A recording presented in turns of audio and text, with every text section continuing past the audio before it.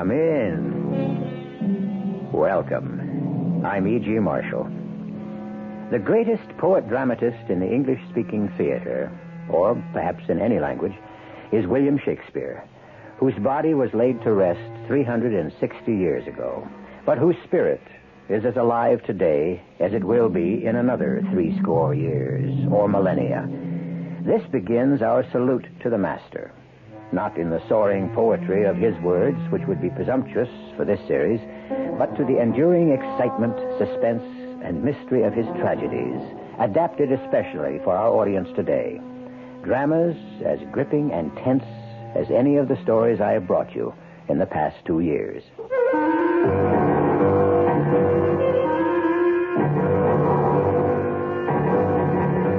Our mystery drama, Murder Most Foul, was especially adapted from William Shakespeare's classic tragedy, Macbeth, for the Mystery Theater by Ian Martin, and stars Kevin McCarthy. It is sponsored in part by Greyhound Package Express and Buick Motor Division. I'll be back shortly with Act One.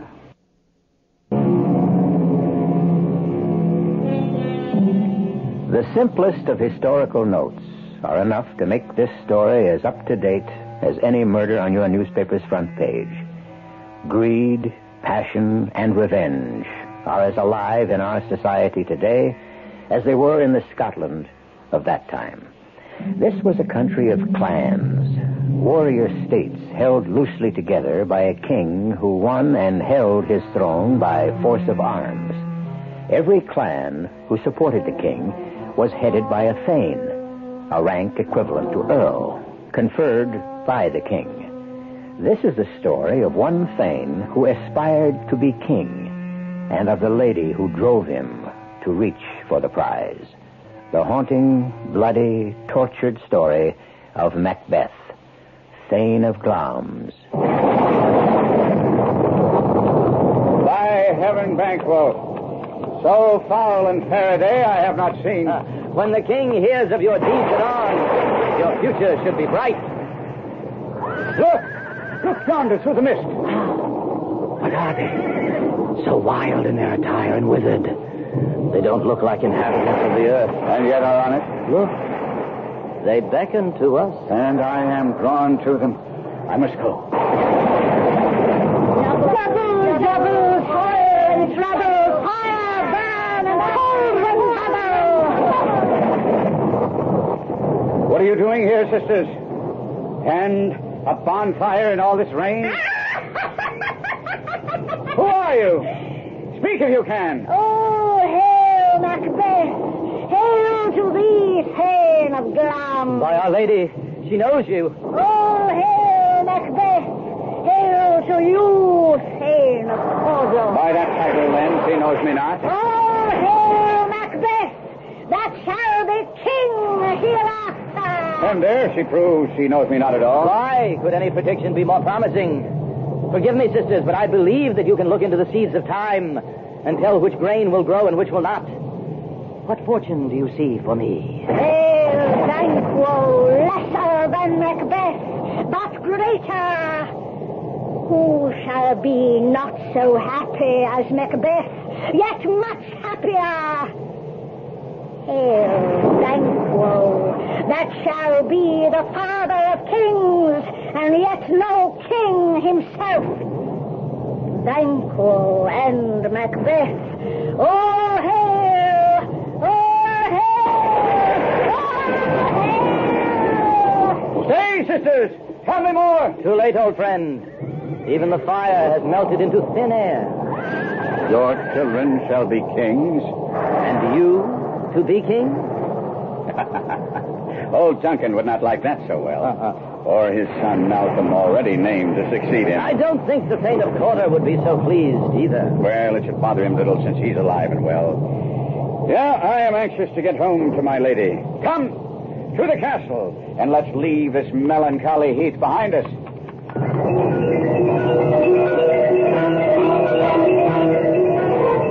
What ho, the castle!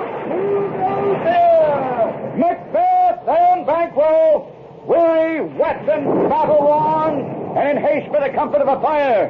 Let down the drawbridge. Let down the drawbridge, and the drum hit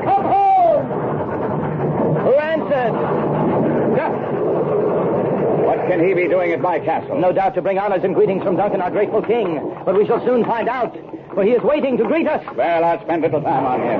My lady is the one I want to welcome me home. You men, take the horses and see them groomed. Macbeth, to the Thane of Glamis, I bring greetings from King Duncan for your victories against the invading Norsemen. And better still, I bring reward. I am instructed to greet you also as Thane of Cawdor. Oh, can the devil speak true? How can I be dressed in Cawdor's robes? I've just left him alive and well. And I have left him more recently very dead. Dead? How? Treason, confessed and proved. The penalty, death. A traitor, that sniveling coward. Oh, no good, Banquo. I saw him die. And nothing he ever did in life became him like the way he left it. But let us spend no further time on him, Macbeth, an old friend and victor. Go, take the spoils of battle. Your lady knows of your honors and waits for you.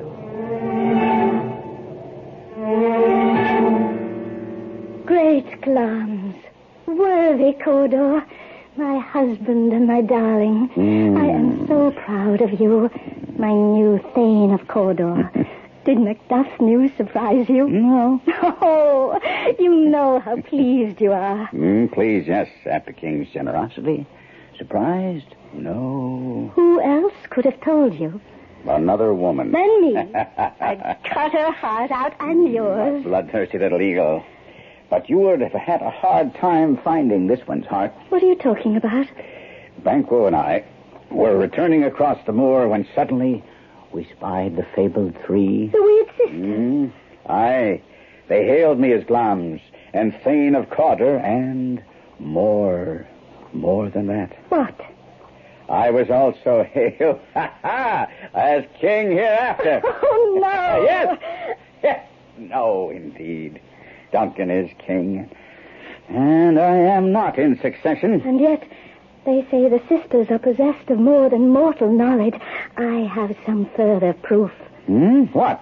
Did not Macduff tell you? The king comes here tonight. Tonight? Huh?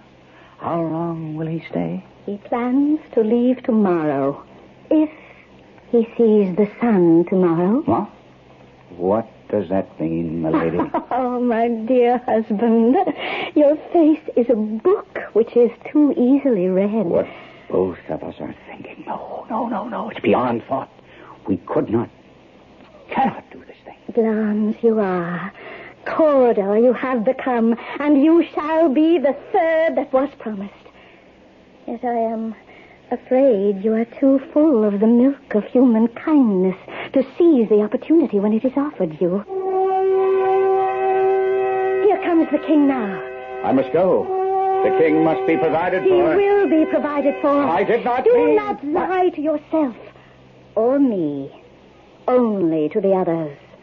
Look innocent as a lamb that hold the serpent under. Go quickly, my Lord Macbeth. Leave all the rest to me. The raven himself will be hoarse who croaks the fatal entrance of Duncan as I watch him here from the battlement. If there are spirits that can read a mortal's thoughts, come and unsex me here. Fill me from crown to toe with blackest cruelty, thicken my blood, drown all remorse. Come to my woman's breasts and turn my milk to gall. Bring down a night as black as all the smoke of hell. Hide me from seeing the wounds my keen knife makes, and allow no pang of conscience to see through the blanket of the night that might cry, hold, hold!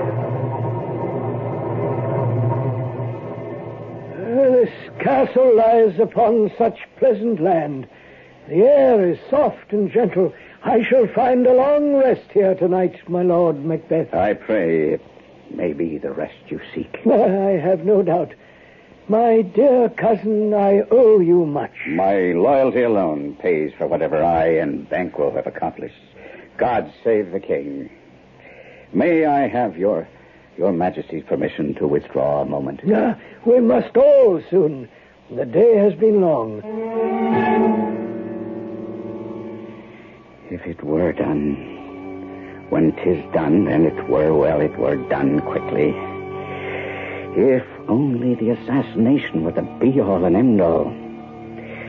How to jump the life to come when conscience shall turn the instrument of death back at me. He's here in double trust. First, as I am his kinsman and his subject, then as his host. It is I who should bar the door against his murderer, not bear the knife myself. And so many virtues of his that will plead like angels against the deep damnation of his taking off. I have no spur to prick my ambition, which overleaps itself. Who's there? Oh, no, my lady. What news? The king has finished supper. Why have you stayed so long away from the chamber? Has he asked for me? You know he has. We will proceed no further with this plan. I've won too much esteem to throw it all aside. Oh, what of your own esteem? Would you live a coward, letting I dare not wait upon I would, like the cat in the old adage? Peace, I dare do all that may become a man. When you broached this venture to me, then you were a man. And suppose we fail. Why, then we fail. But screw your courage to the sticking point, and we will not fail. Listen to me. Duncan is old and tired, and will sleep sound. I will so drug his 2 bodyguards with wine and wassail that neither sense nor memory will remain with them. While they lie drugged, you and I will finish the unguarded Duncan, and his officers shall bear the guilt. Bring forth men, children, only. Your undaunted mettle should compose nothing but males. We shall mark with blood the sleeping guards. And who can question that their stained and drawn daggers have done the deed? Who dares receive it any other way, torn and grief-stricken as we shall be at our benefactor's death? I am settled. So, away. And make all merry. False face must hide what our false hearts know.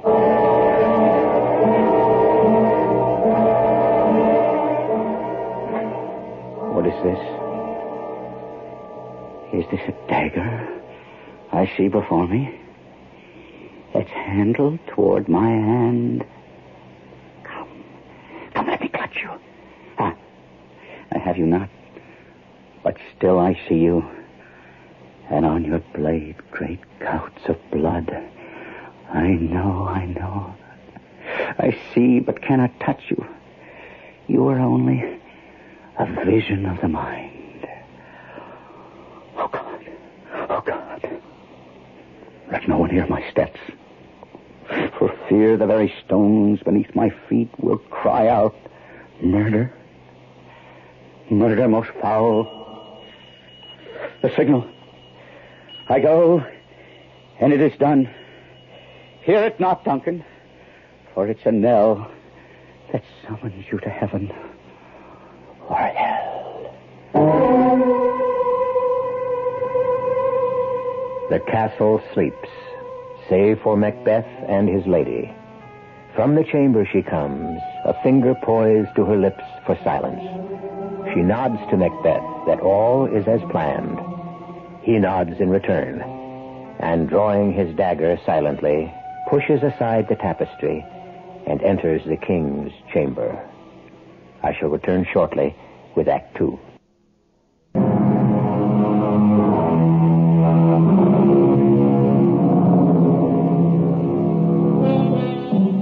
The night seems suspended in a vacuum, while a driven Lady Macbeth paces her chamber in the silent castle, waiting for her husband to carry out the bloody murder, which, without her purpose and drive, he might have shrunk from. There is a brooding and unnatural quiet, and the seconds seem endless to the waiting woman. The drink which lulled the watching guard to sleep has served to make me bold. What quenched them has set me on fire. What's that? Nothing but an owl shrieking. Had Duncan not resembled my father as he slept, I would have done it myself. He's coming. Well, my husband? I have done the deed. Did you not hear a noise? Only the owl scream. And it was you who spoke. When? Now. Is I descended? Yes. No. This is a sorry sight. What? Look on my hands. One of the bodyguards cried out in his sleep, "God bless us," and the other, "Amen." Why could I not say amen? I had the most need of blessing, but it's stuck in my throat. You must not dwell on what is done. It could make us mad. I thought I heard a voice cry, "Sleep no more. Macbeth has murdered sleep." Innocent sleep that knits up the raveled sleeve of care. The death of each day's life. The balm of hurt minds. Macbeth has murdered sleep. Give me the daggers. The sleeping and the dead can bring no harm. I hope he's blood enough that I can smear them well, for it must seem their guilt. Sleep no more. Sleep no more. Could all the great oceans of the world wash this blood clean from my hands? No. These hands would rather all the multitudinous seas incarnadine, making the green one red, bloody red. Now my hands are of your color, but I would be ashamed to wear a coward's heart of white. What's that knocking? The south gate. The porter will attend to it. Then let's retire to our chamber. A little water will wash away the blood. You see how easy it is. Remember who you are. Knowing that deed that I have done, I do not want to know myself. Wake, Duncan, with your knocking, then. I wish before God you could. Has my knocking disturbed your master, porter? I see it has. Good morrow, uncle. Good morrow, nephew Malcolm. I'm sorry you could not sup with us last night. My loss, noble Macbeth. Is my father stirring yet? I doubt it. I'll make the most of family ties and wake him by myself. Good morrow, good Banquo. And to you, young Malcolm. Macbeth, what brings him here at this ungodly hour? Oh, some business with his father, the king. Oh, it's of a piece with all the night. It was an unruly one with too much wine to sleep on well. Aye, it was a rough night. What?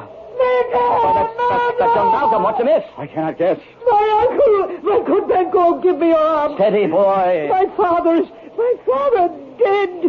You mean His Majesty? Impossible. What is afoot? Are we attacked? Far worse, Macduff. My father has been murdered. I'll not believe it. Stay you with the boy while I find out what's happened. Duncan dead? How? Stabbed to the heart. Attend the boy. Ring the alarm bell. Seal up the castle. Murder and treason. Ring the bell. Gentlemen, what hideous noise is this to wake the sleepers of the house? Oh, gentle lady, it is not for you to hear my answer. Let it come from a closer member to the house, Lady Macbeth. The king is dead. In his sleep. But he was so full of life and laughter only last night. If I had only died in battle before this came to happen, I would have been blessed. Macbeth, my husband, whose blood is on your hands. I can answer that. Brave Macbeth has taken swift revenge. As I came to the chamber, in a welter of blood, alive and unharmed, and fast asleep, lay the king's 2 guards. Aye, in a fury that I now repent, I slew them both. Why did you so fast? The revenge was mine by Oh, that. dear Malcolm, who can be wise, amazed, temperate, furious, loyal, and neutral in a moment? No, man. Duncan lay on his bed, his white skin spattered with his lifeblood, and in my love, my anger outran reason. Oh, help me, Hans. I am faint. Oh, look to the Lady Macduff. First, let us learn to control our grief. Then, when we can talk calmer, let us meet and question this most bloody piece of work. No, let me attend my wife. And once I see her safely settled, I will take hold of myself and put on my manly readiness and meet with you in the great hall. Fair enough, if any is fair at all. So let it be. What will you do, Macduff? What do you mean? I will not stay to share their show of sorrow. I'll flee to England. You realize your flight can make you scapegoat for the deed. You think I'd kill my own father? You stand in succession to the crown. Alive, I do. You think my uncle would have less compunction about removing me than he had my father? No, thank you. I will not take the chance, nor will I be dainty about leaving. Farewell, farewell, gentlemen. If gentlemen you be instead of traitors, too. What do you think, Banquo? I was not there to see. And you, Macduff? Sometimes the young are quick to sense a changing tide. I do not know. And yet I feel Macbeth will be king. I was too close to Duncan to enjoy Macbeth's full regard as you do, Banquo. I'll take discretion for the better part of valor and absent myself a while. It seems this is a time for swift goodbyes. That I, Macbeth, with this my pledge here on the sacred stone of Scone, do humbly accept the crown and the honor my liegemen thus bestow in naming me their king. So now, Macbeth, you have it all, just as the weird sisters promised. And even I, your friend, must fear you won it by the most foul of means. And yet the sisters said that I would father a line of kings, though never be king myself. How can I read this? I must study it a while, and meanwhile follow in your train to Inverness. Ladies and gentlemen, way for the king and his royal consort. Tonight, we hold a solemn feast, dear friend. May I request your presence? Let your highness command me. Command, Banquo. Not from friend to friend. Then I come both as my duty and my pleasure. As soon as I return. You're riding this afternoon. I must. A pity. I'd hoped for your good advice at the council table, but that can wait for tomorrow if you fail not our feast tonight. My lord, fear not. Does your son ride with you? Fleance? Yes. To horse with you, then, and ride swift and safe. Till we shall meet again. I think that must be never. What's said, my lord? Hush. I spoke of Banquo. I fear him. So do I. A king overshadowed by a subject. A king, but no father to kings, as the sisters promised him. What have I murdered gracious Duncan, destroyed my honor, peace of mind, my nightly rest, all to put his seed upon the throne? And must you suffer this? There is a man I told you of who hates Banquo. For what cause? Some fancied one, for he was sure to blame. A hangdog, cutthroat, drunken, brawling thief whom Banquo turned out of home and hearth. Use him. Aye. So I will. See to it that our consul is seated, and bid the attendant send in this man to me. I will obey you in all things. Obey or lead me to do them. It is understood, then? Yes, my liege. You understand? I could with barefaced power sweep him from my sight, yet I must not, because of certain friends that are both his and mine. So I draw on your assistance to mask this from the common eye. I shall perform, we shall perform as you command. So, with all understood, leave me now. But it must be tonight. As sure as the sun will set. The sun will set. Banquo, your soul's flight, if it find heaven, must find it out tonight. Sire, the deed is done. There's blood upon your face. If so, it's Banquo's where I cut his throat. He was mine. And the sun? Sire, my friend fails me. He lies in a ditch with Banquo gaping from his many wounds. The boy. He escaped. I would I could have tended to them both. No doubt you did your best. We'll talk again. Go. Yes, my liege. Banquo dead, the serpent gone. But the worm has fled to whet his serpent fangs for some future wound. Well. No teeth for the present. My royal lord, we need you here to give the toast. From thence to the source and meat is ceremony. Forgive my lapse. Affairs of state. Now they must stand aside for mirth and laughter and the festive board. First, as my sweet conscience has reminded me, the toast. Let good digestion wait on appetite and health on both. Long live the king! Long live the king! But not his friends. What? My lord, why are you staring at that empty chair? What empty chair? The one that's held for Banquo. And he is here. There's no one there. Then worse. His ghost is waiting there. All blood. All blood. And calling me down to join him in the tomb. Around the table, the other guests are unaware of the delirium that racks their king. In quiet desperation, Lady Macbeth tries to hold her husband from disintegrating at the vision which stares across the table at him. His closest friend, Banquo, bleeding freely from a dozen wounds, his eyes fixed and haunting on the man who lulled him to his violent death, a ghastly specter at the feast. I shall return shortly with Act 3.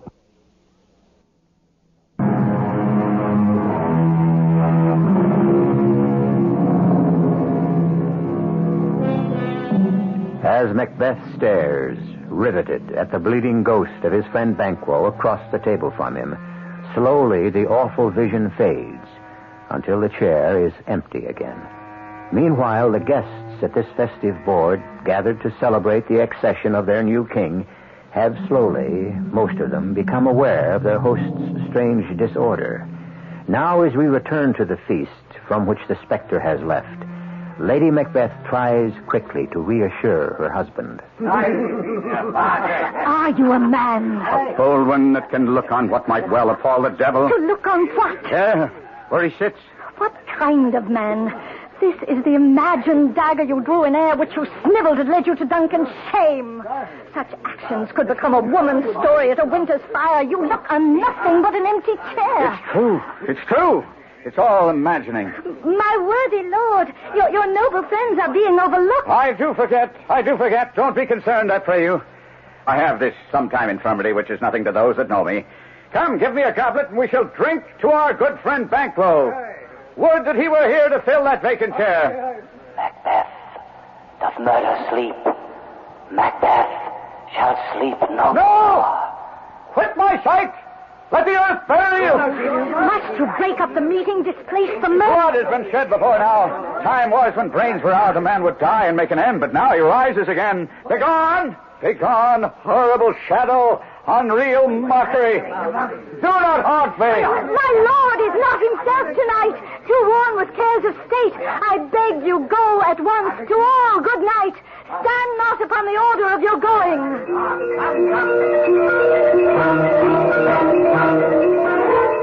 My lord, why keep these thoughts which should have died? What's done is done. Ah, no, my lady. We have scotched the snake, not killed it. Banquo is in his grave. All is safe at last. All is safe, while Banquo's son lives to steal the throne from our children, while Macduff plans to join dead Duncan's son Malcolm to raise armies against us in England. I thought you sent for him in Fife. So I did, but has he come? I'll send for him again.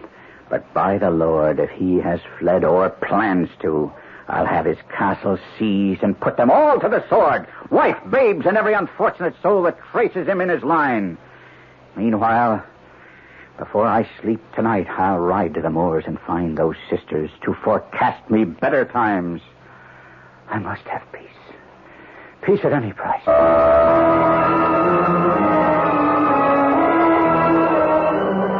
Bubble, bubble, soil and trouble, fire burn and cauldron bubble. By the pricking of my thumb, something wicked this way comes. Open locks, whoever knocks. At last I find you. Secret midnight hags, I conjure you by that which you profess to know. However you come by the knowledge, answer to what I ask you. We know the thought. Hear your answer. Macbeth, Macbeth. Beware, Macduff. You read my fear aright, but... Be bloody, bold, and resolute. Scorn the power of man, for none of woman born shall harm Macbeth. I've made assurance double. Sure, Macduff should by now have been put to the sword. But still, Uneasy thoughts possessed me. Put them by. Macbeth shall never be vanquished until great Birnam Wood to high Dunsinane Hill shall come against him. And that shall be never. Who can move the forest? Bid the tree tear out his earthbound roots. Macbeth shall live his life full of. But yet to snuff out false Macduffs I'll not forget.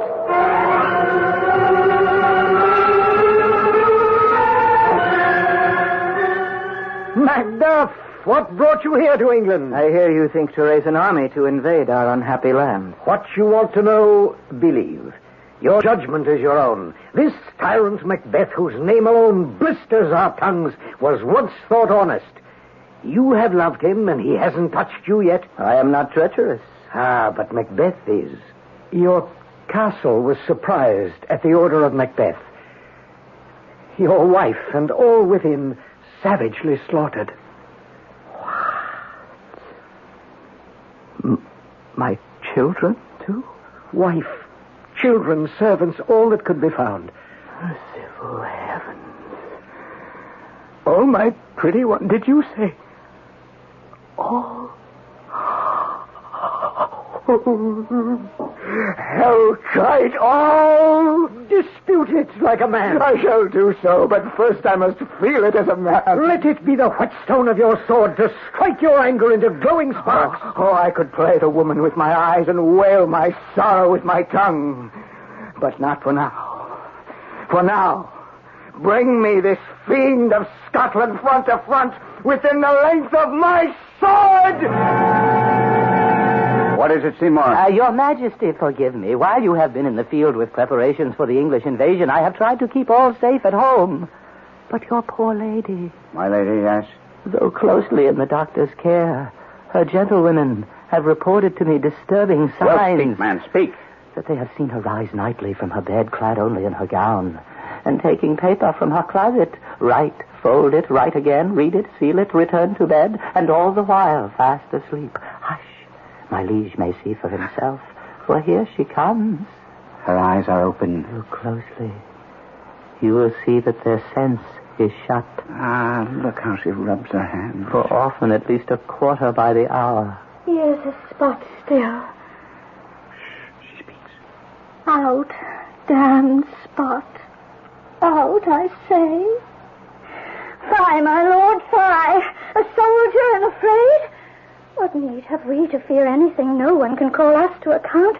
We are too powerful to be questioned. Yet who would have thought the old man would have had so much blood in him? Marked you that, my lord? Be still. Will these hands never be clean? They carry the smell of blood still. Oh, God. Oh, sweet, forgiving God. All the perfumes of Arabia will not sweeten it.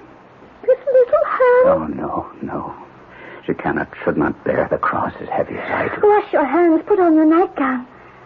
Banquo is buried. He cannot rise from his grave. To bed. Come. Give me your hand. What's done cannot be undone. To bed.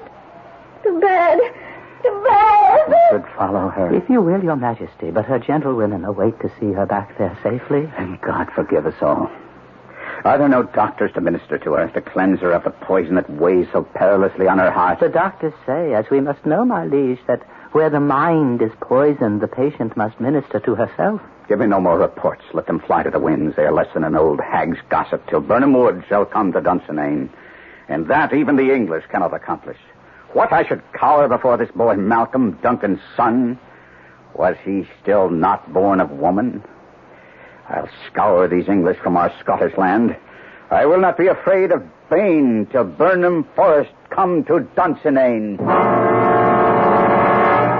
What wood is this before us? The wood of Burnham. Where we can gather an army unseen and prepare our attack on Macbeth's castle. But how to come across the valley in between? I have a thought. Suppose each soldier should hew down a bough and then, holding it before him, advance slowly so that the castle under siege could not be sure of our numbers or where the main attack lay. By God, of all men, you may have fixed the course that will undo Macbeth. on the castle walls. The cry is still, they come. But our castle strength will lay a siege to Thorn. What is that cry? I had thought I had forgotten the taste of fear. That I had supped full of horrors and nothing else could make me start. Who cried out? Seymour! Yes, Macbeth. What was that cry? The Queen, my lord, is dead. Ah! Aha! No! No. She should not have died now. But when there was time to mourn her, what's left for me? Tomorrow, and tomorrow, and tomorrow creeps in this petty pace from day to day, and all our yesterdays only serve to light fools the dusty way to death. Out, brief candle. Life's but a walking shadow. No more than an actor who struts and frets his hour upon the stage, and with the curtain down is heard no more. No. Life is a tale told by an idiot, full of sound and fury, but signifying nothing.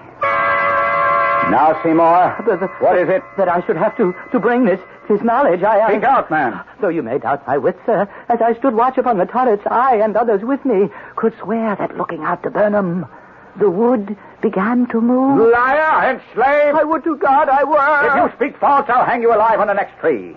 But still I will take no chance. Ring the alarm bell! Ring out! Ring out! Let all prepare for siege! Blow in, Carmack! At least we'll die with harness on our back.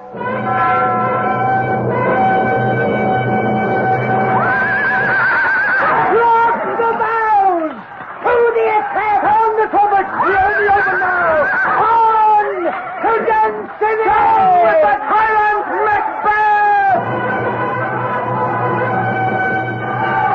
They have thrown down their cover, my lord, and are at full attack. I'm tied to a stake. I cannot fly, or I must fight the course.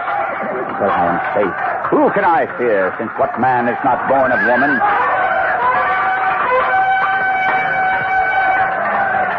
Macbeth!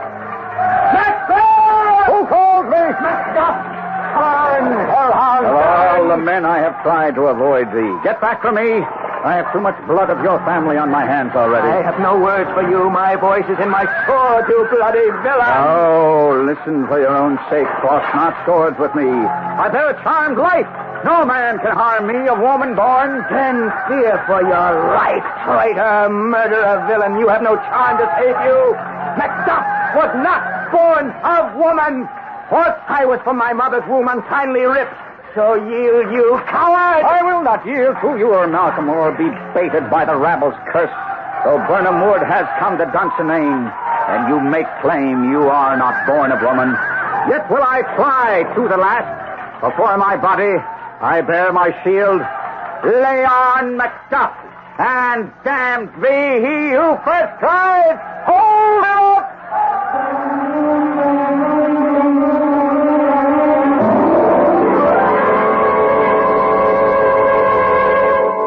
The rest, of course, is history. Whether by prophecy and the voice of the fates, or in the chance of battle, Macbeth was slain. A bloody corpse to lie beside the ones he made himself, and the still small body of his fierce and tender lady, who died not in blood, but from those hands from which she could not wash the blood of regicide away. That is the story of Macbeth. When you...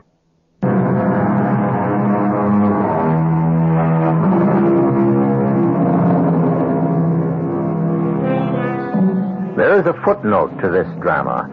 Within the body of our story, all the forecasts of those strange three sisters who haunted the barren Scottish moors came true, save only one, which history had to wait to document.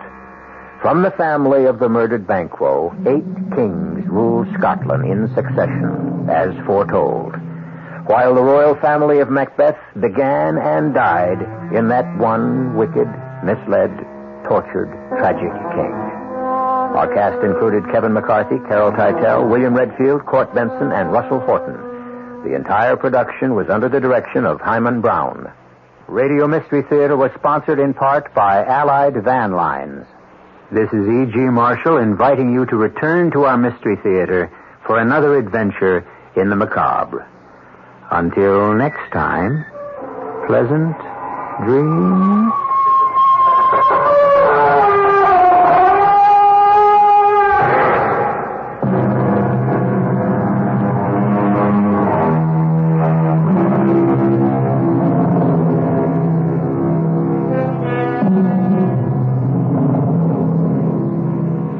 The preceding program is furnished by CBS Radio. This is WOR New York, an RKO General Station.